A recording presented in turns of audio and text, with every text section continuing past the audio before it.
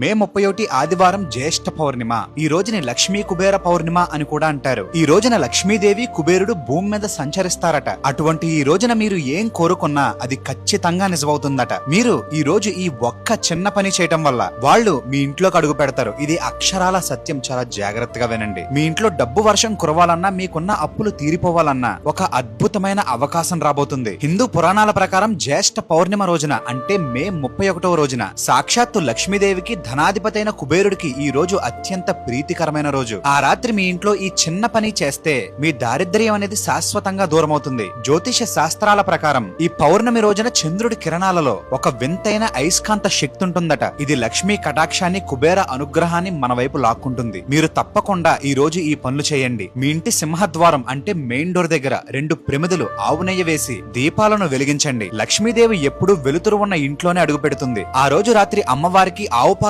పరవాన్నం చేసి నైవేద్యం పెట్టండి. ఆ తరువాత ఆ ప్రసాదాన్ని మీ ఇంట్లో వాళ్ళందరూ తినండి. ఆఖరిది చాలా ఇంపార్టెంట్. మీ పూజ గదిలో ఎరుపు రంగు బట్ట మీద కొన్ని నక్షంతలు 5 రూపాయల కాయిన్ ఒకటి పెట్టి ఓం శ్రీం హ్రీం క్లీం మహాలక్ష్మియై నమః అనే శక్తివంతమైన మంత్రాన్ని 21 సార్లు జపించండి. పూజ పూర్తయ్యాక ఆ మూటని మీ గదిలో, మీ బీరువాలో పెట్టుకోండి. లేదా మీ షాపు గల్లా పెట్టిలో కూడా పెట్టుకోవచ్చు. ఇలా చేయటం వల్ల మీ ఇంట్లో ధనలక్ష్మి తిష్ట వేస్తుంది, కుబేరుడు తిష్ట వేస్తారు. ఈ కంటెంట్ మీకు నచ్చినట్లయితే జై మహాలక్ష్మి అని కమెంట్ చేయండి. ఇలాంటి మరికొన్ని ఆధ్యాత్మిక విషయాల గురించి అజయశ్రీని ఫాలో కొట్టండి.